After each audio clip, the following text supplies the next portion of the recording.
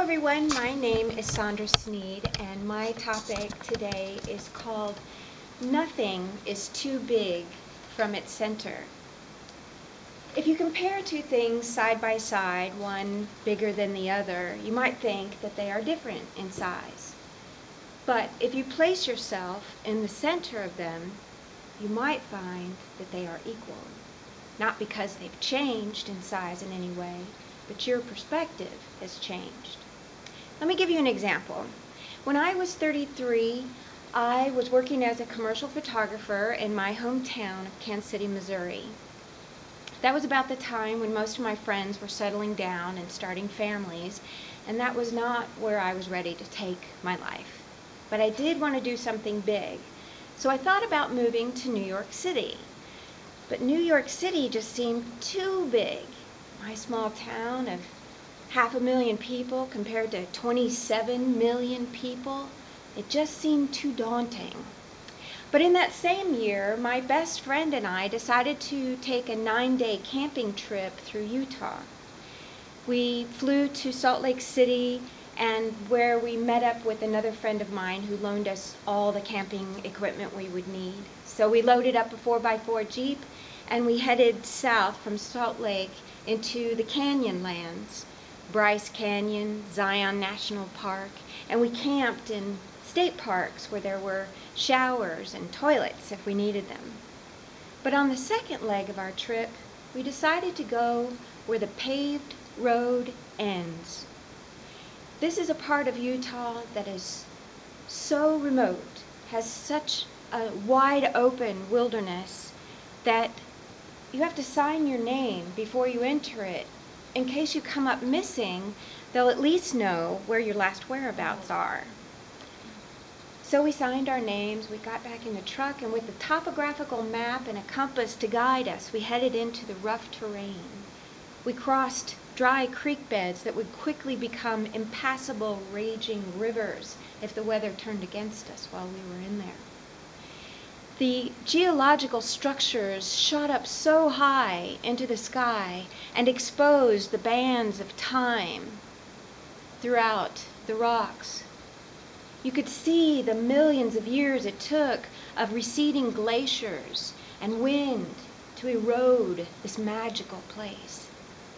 And we finally, after 4 hours of driving, came up on a vista that overlooked a 360-degree view of Canyonlands and cliffs and mountains in the background. It was time for me to build a fire for the camp, so I set out and gathered my wood and rocks, and I took the rocks and I placed them in a circle to make a camp pit, a fire pit. And then I took the small twigs and the small sticks and then piled them in varying sizes until I was satisfied with my completion, but I wanted to test how well I did by striking just one match. So I took a box of matches and I struck one. And I put it down at the base of my kindling and I coaxed it and we had a beautiful fire as the dusk fell into evening. There was no moon that night, and we were in the middle of nowhere. And the stars came out. I had never seen such a sight in my entire life. There were billions and billions and billions of stars, so dense, so bright, I swear I could just reach up and touch them. And as I stared at these billions and billions of stars sitting on rock that was built by millions and millions of years of evolution, I suddenly felt the enormous immensity of the timelessness. And I looked so deep into the mind of God that I swear God looked back at me. We made it back to our homes, and I made it back to my small apartment in Kansas City. And I sat on the couch and I realized too big for it now. And it was only within 2 months I had a garage sale and I sold off everything I didn't need. And I took what was left and I put it in a U-Haul and headed east on I-80 toward New York City all by myself.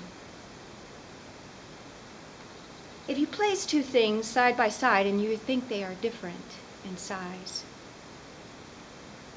I recommend trying placing yourself in the center of the universe. You will find these things are equal. Madam Toastmaster. Thank you so